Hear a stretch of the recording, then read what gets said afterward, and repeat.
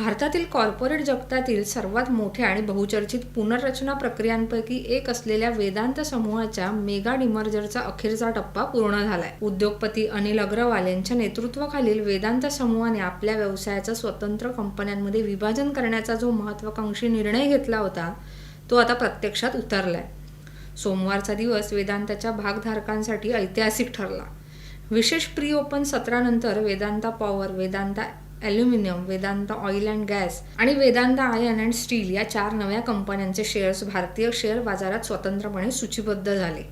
Vedanta पॉवरचा share राष्ट्रीय share बाजारात सुमारे 41 रुपये 80 पैशांच्या पातळीवर सूचीबद्ध झाला. यासोबतच इतर 3 कंपन्यांच्याही शेअर्सचे स्वतंत्र ट्रेडिंग सुरू झाले आणि वेदांताच्या पुनर्रचनेचा बहुप्रतीक्षित टप्पा पूर्ण झाला.